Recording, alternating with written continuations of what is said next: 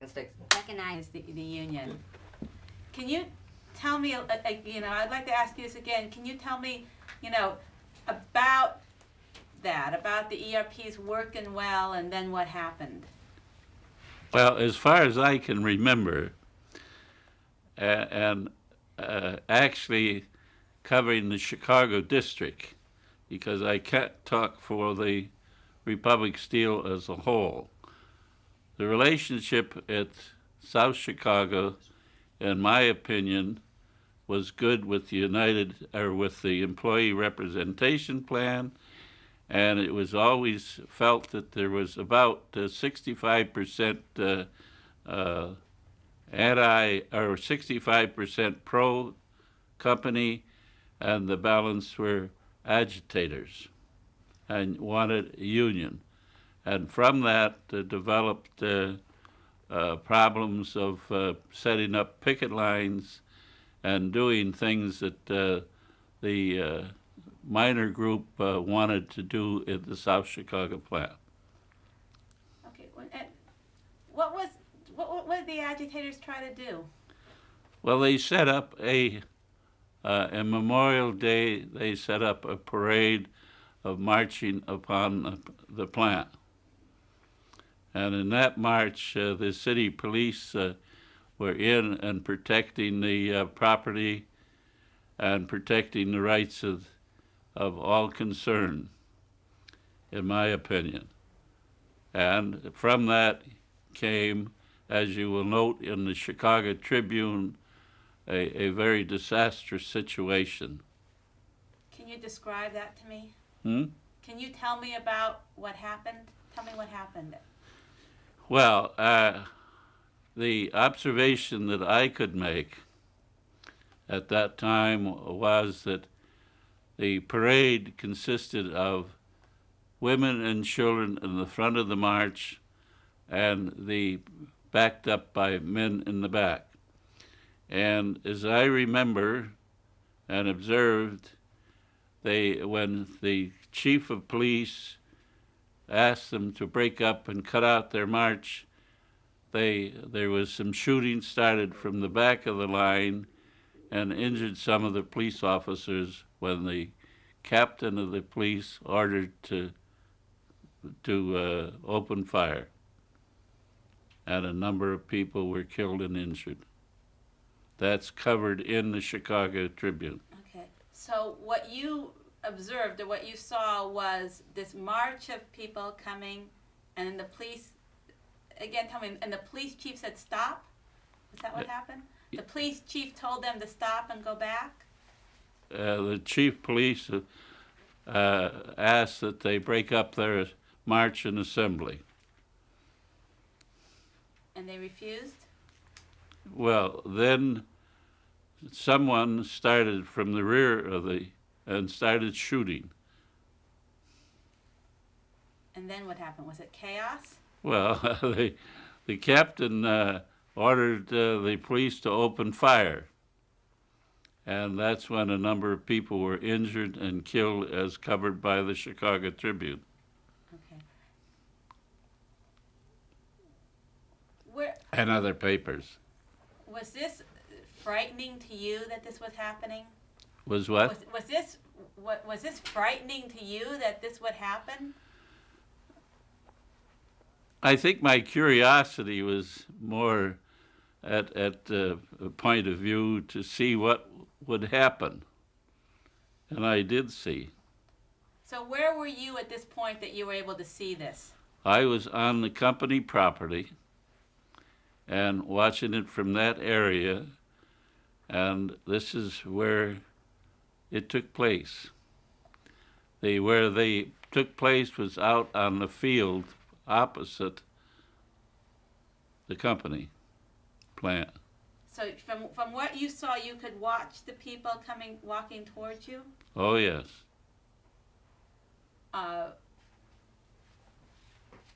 Why would they have had women and children in the front of the line? I don't know. There was rumors around that it was a communist movement oriented. But whether that's true or not, I don't know. Were you expecting this kind of violence to occur that day? No. What were you expecting to happen when you were watching out there? Well, I thought when they had completed their march up to the police line that they would be satisfied and break up and carry through, because I understood that the police had broke up what the union and others had set up in the march, a first aid station, and they took over. The police took over the first aid stations Why? because they didn't feel that that was serving the proper situation, and they handled it themselves. Were the police normally guard the Republic Steel plant, or did they come particularly because of this march? As I understand it, the police was protecting the property of the South Chicago plant. So when you went to work and they were protecting the property because they felt that the marchers would come in and invade into the plant, or they would come in and try to disrupt something in the plant? I don't know. Mm-hmm. But when you went to work every day, there were no police, right? I mean, was it normal that the police were there in front of the plant, or was it just for this occasion? With the picket line set up, my observation going back and forth, there were occasional police around. To prevent scuffles, to prevent outbreaks? Well, they didn't want anybody to get assaulted trying to go through the picket line, And in my opinion. Were people assaulted trying to go through? Not that I know of. Okay. Would people yell or anything if you tried to go through? I don't know. Okay. So you were able to go through the picket line pretty easily, go to work, do your work, and come home? I never had any difficulty. Okay. I'm getting a plane over these. Let's stop. Okay. Okay. Stop for a minute, yeah. Hey, Margaret. Okay. Before this march happened, were there union organizers in the plant trying to pass out literature or wearing union buttons or anything like that? I never observed any such movement, no. Do you know how people got information about the union then? A what? Do you know how people got information about the union? How the workers heard about the union, or how did they know there was about this? I don't know. Okay. When the picket lines first were set up, tell me about that. What was it like to see that? I mean, it was different than what happened every day, right? As my memory serves me, Mm-hmm. it didn't make that much difference to me nor some of the people in the plant. What did They come and go just as they wanted to. Okay. Did it make it harder for people to get the job done because there were men that were on strike and not working? I don't know. Okay. What did you feel about unions at that time? What was your own opinion about unions? I have always been an anti-union individual. Why is that? What don't you like about unions? Well, when I was going to school, I was on the boat from Chicago or Buffalo, New York to Detroit, and I was a living clerk on those summer cruises, and for 3 years I was on it and never had any problem until suddenly at the end of 3 years, the steward that was riding on the boat collared me and said I owed them $300 and some odd for union dues. I stopped by the company in Detroit on that basis, and he said, as I remember, they said, avoid the union on the return trip. we only got one more trip to make, and just don't get on the boat. So you felt that, so from your experience, you felt Well, the union. what we were getting in money for that certainly didn't warrant my paying them $300 and some odd. But from what you observed at Republic Steel, you felt that the union was unnecessary, that they were trying to interfere. That never entered my mind one way or another because my interest was only in fire prevention and safety. Okay. But you said you had opinions about, you were anti-union. So what was your did you have any concerns about what would happen if the union came in? That never affected me one way or another. Okay. You had, but what was, when you heard that U.S. Steel agreed to bargain with the union, can you tell me the story of how things changed? Well, that was more of a point of interest then of the conflict between the United Steelworkers, or the CIO, and the United Mine Workers. Mm-hmm. But they were both of them bidding for the steel mill contracts, as I remember it. Okay. Can we stop and just kind of clarify that? Can you help? We're gonna run out on this guy too, so do you wanna change? You're about to run out. How much you got left? There's about 30 feet. Yeah, go ahead. We'll just go ahead and change. Okay. I think we're ready to start again. Where we left off was talking about what you felt about unions. What did you feel about whether they were necessary or unnecessary? As far as I'm concerned, I felt that everybody had the right to judge for themselves one way or another. If they were so inclined, that was their opinion, not mine. Okay, I need you to tell me that again and use the word union, that you thought everybody had their own, or what didn't you like about unions? Because you had said that you felt that, tell me what you didn't like about the way unions acted. Well, actually, being a young kid at the time that you're talking about, and my trying to make a living, really didn't concern me to that extent. I felt people could do as they wanted to do, and I could do as I wanted to do, and I never was pressured one way or another other than the incident that I told you when I was going to school. Okay, but you had an opinion. You didn't particularly like unions then, right? I don't think I had an opinion so much as I felt that it was the right of people to do what they wanted to do, but I thought there should be certain justices in the way they handled the situation. And did you feel that unions forced people to do things they didn't want to do?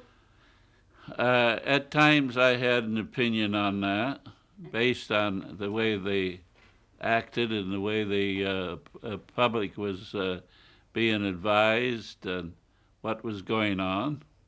Okay, can you explain that a little bit more?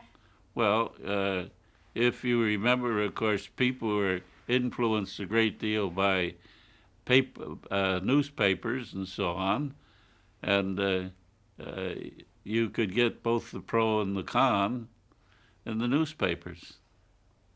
And it really never bothered me one way or another. Okay. But you were pretty management-oriented, right, in your job? Well, no. I go on to say that I was trying to make a living. I always felt this way. I got married in 1924, and I had kind of rough going until I got the job at Republic Steel, and I always felt that if I made $5,000 a year, I'd be satisfied. When I made $5,000, I'd be satisfied if I made 10. When I made 10, I wanted to make 20. When I made 20, I wanted to go further, and I retired at. Okay. Let's stop for a second. Yeah. That's not important. Getting, Mike? Yeah.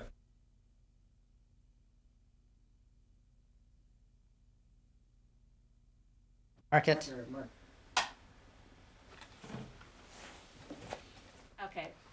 Okay. So tell me what you just, What do you want to know now? tell me about how you thought things should work. Well, I always felt that everybody should have a fair shake at the way they operated in life. And did you feel that unions interfered in that? Or did you feel that that you didn't need a union in order for that to happen? I don't think I ever had an opinion of that, Okay. one way or another. Okay.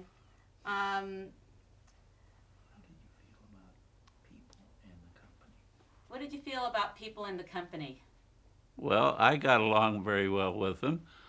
I had my differences, and a couple times I was on thin ice, but worked out of it. And it's just like in married life. If you want to fight about something, you can get a divorce. You said at one point that there were some agitators inside. Did they make it more difficult? Well, I've never really had any experience with that type of individual. Okay. Let's Can you stop tell again. me? Let's Okay. stop again. Okay, tell us about FDR. Well, I really never judged him too much other than the fact that I watched him and his politics in New York, and being a young fellow, that I disagreed with him in a number of his policies of wanting to get everything done, and I was interested in benefit for the people in general, and not individuals, and not setting up bureaucrats in government. Did you feel he was trying to get too much government in? Well, he represented that as far as I was concerned, yes. Represented what? Too much bureaucrat in government. So your feeling was, And he what gotta did be Roosevelt? careful. Yeah. I could talk about his health. FDR. Yeah. Yeah, tell us what FDR, just his beliefs, what you, okay, I'm sorry. You felt FDR, using the term FDR, wanted too much government? Yes, FDI wanted too much government for the people, Okay, which tell- the present time proves that. okay. Let's try it one more time. What did FDR want? FDI, in my opinion, wanted too much of bureaucratic control in government. Okay. You had some particular experience in labor with government. Did you feel that the National Labor Relations Act was a good thing or bad thing? I have always felt that the National Labor Relations opinion was always out of line for what was needed by the public and the employees that they represented. Why did you feel that? Because in my dealings with them in later years proved what I'm saying. But at the time, did you feel that you just didn't need such an agency?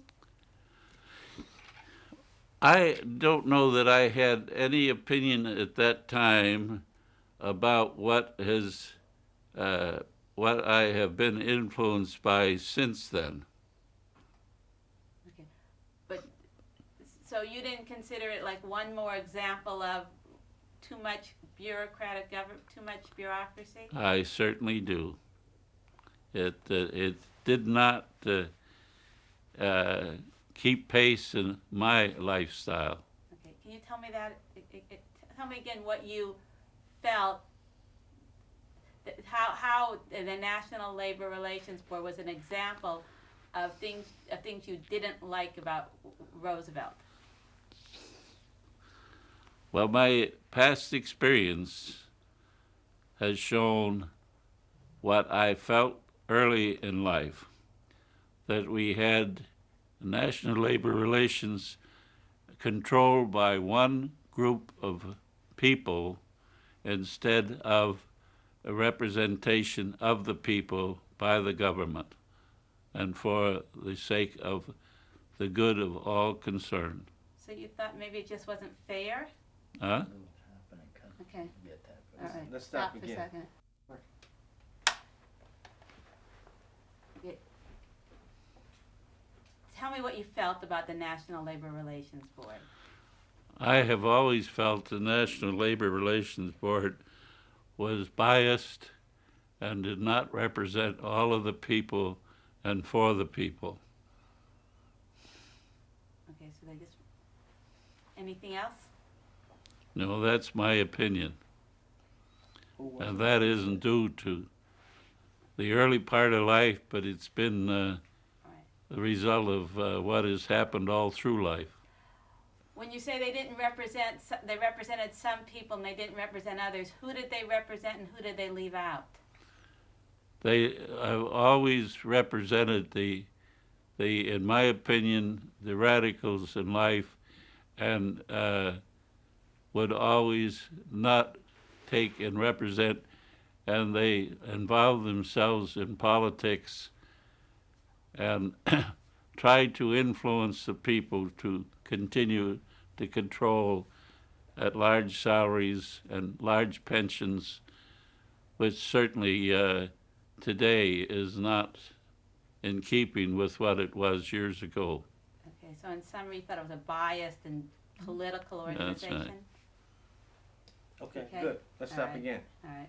Now, How was Girdler, tell me your impression, the impression people had of Girdler as a leader within the steel and as aggressive as, and use Tom Girdler's name when you're telling me. Okay. As far as Tom Girdler is concerned in the Chicago district, I always held him at a great esteem and thought he was doing an excellent job. Did he have a reputation, was he considered one of the big leaders in steel? In my opinion, yes. Tell me. Well, he kept moving along. We seemed to improve our relationship with people in Chicago, and the plant continued to grow. And what about his manager? Was he aggressive? Was he innovative? You would judge him as being aggressive You judge and a him? real leader. Okay, tell me again using Tom Girdler's name. Say, Tom Girdler was, An excellent, use his name. Tom Girdler was an excellent promoter as far as South Chicago steel was concerned. Okay. we're out. Okay.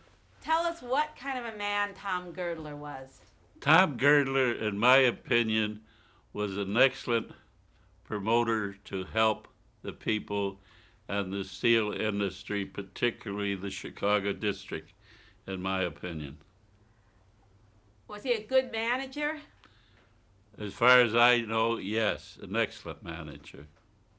Tom Girdler was. Okay. What happened when Tom Girdler came across a difficulty? What did he do? Or when he came across a problem, what did Girdler do? I never had that experience with Tom Girdler. Okay, so you don't know what his reputation. Yeah. Was he the kind of guy that just got things done? Was aggressive? Just Tom Girdler, as I said before, was always, in my opinion, an aggressive individual. okay. I'll Just stop stop. for a minute. Okay. Mark? In my opinion, Tom Girdler made things move and kept the Chicago district operating and doing things and growing from as time went on. Okay. And when he did the people that worked, you admired him? Yeah, I know you said you didn't know him very well, right? But you admired him as a leader? I did not know Tom Girdler personally, nor never, in my opinion, had a meeting with him, but depended on the reputation that he had in the industry. And what was his reputation in the industry? Was progressive. Tom Girdler was progressive. He was likable, and he seemed to know what was needed to keep the industry, particularly Chicago district, moving forward. Good. Very Stop good. for a sec. Doing Good. great. I got you. What else did we have on the list? FDR. FDR. Yeah, so that people could run their, they couldn't Okay, run the shot business the number, way they wanted to because or take number FDR is 3, roll bureaucracy. 28 coming up. Something like that. Okay? Okay, speak.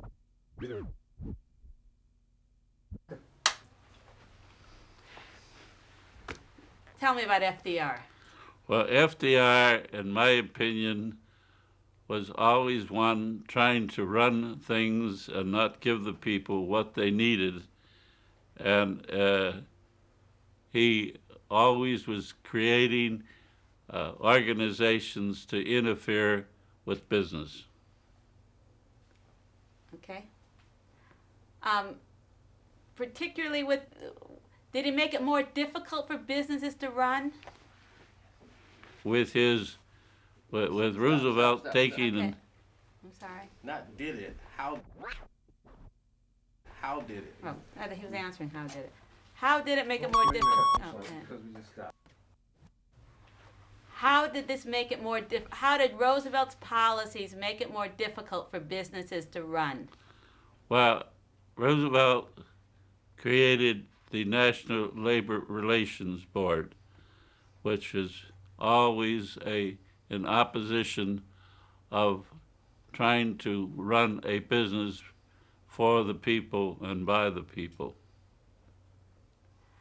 And how did this make it more difficult? The interference that the Labor Relations Board and the agency had created.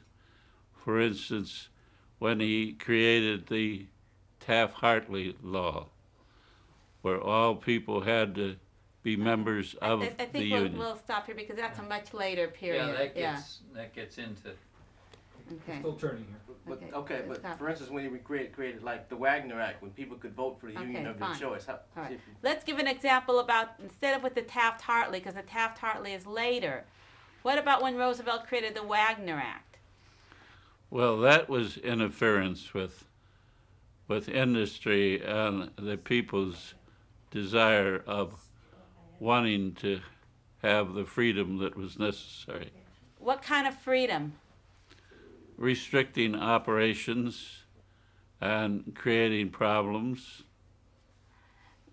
The Wagner Act, what was the Wagner Act? Did you feel that it interfered in, because it told people that they could join a union, that it interfered in how management was going to run its business? I couldn't answer that. I don't know.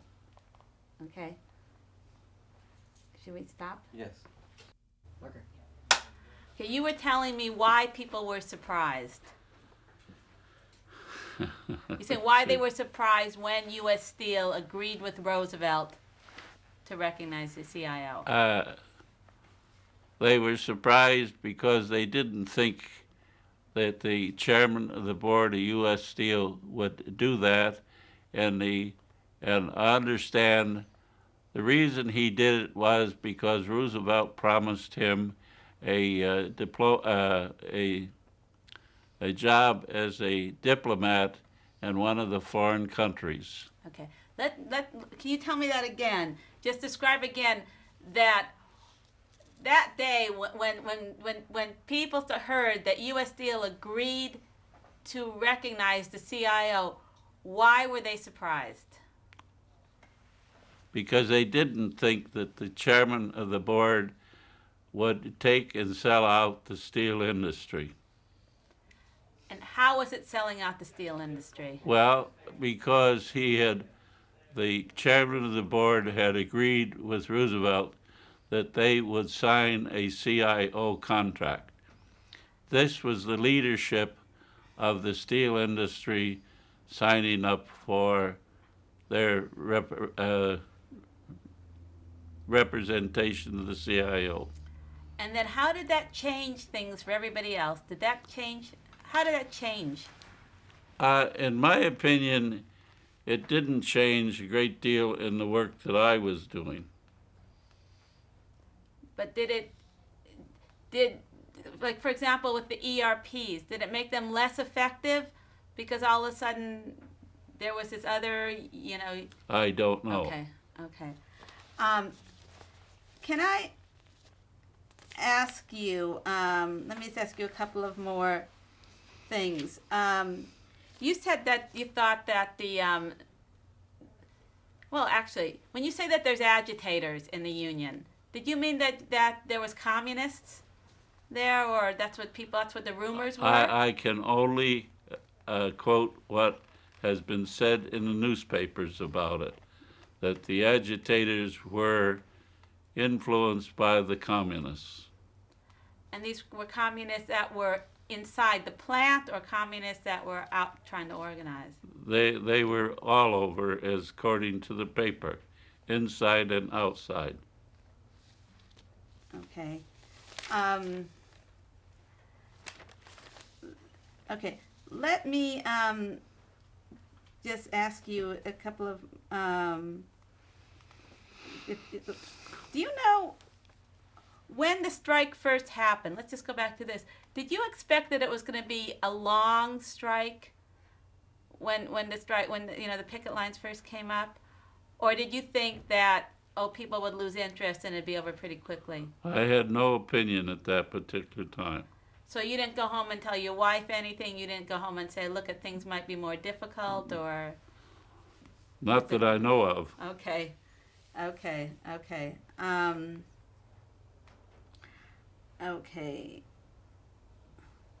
We stop for a second. Hazards that you saw, and that you tried in your work to change when you went to Republic Steel. When I went to Republic Steel, I spent as high as 42 hours in the plant at a time, trying to correct and get the interests of the employees stirred up with reference to preventing accidents and fire prevention. Okay. What kind of accidents? Tell me the fires. How did fires get started? Well, by neglect of spilling of oil, gasoline, and very inflammable liquids. Was it very easy for a fire to start in a steel mill? It was what? Was it easy for a fire to start in a steel mill? In a steel mill, were there a lot of fires because of spilled oil or? No, not a lot of them. But where there was one, they were usually costly. Mm-hmm. Costly in what way? Well, they would shut down a department for a period of time for repair. Okay. Were there explosions in the plant? I never had any in the plant that I remember. Okay. Was it hot in the plant? Temperature? Not any hotter than most operations were. Okay. You're dealing with hot metal and so forth, and it required certain protective clothing for certain people and certain types of operation. So did people have protective clothing? As far as I was concerned, generally yes. So when you went into the plant, did you have to put on protective clothing? You always had your hard hat on, your safety shoes, and your goggles. Okay, and those were issued to every worker that they had? Yeah, they were, and they were compulsory in most operations. And frequently, flying objects would cost an individual to lose an eye. Okay. We didn't get that. Okay. Okay, thank you. So when you went in, you had to kind of Okay. put on all that gear, right? Yes. Yeah. Okay. Well, we're done. You're off the hot seat. Okay. That is the end of this particular interview. Merry Christmas and a Happy That's New Year. tale of number 28, camera roll 28, sound roll Cooperating with us. I know it's not very 16. difficult, I so. just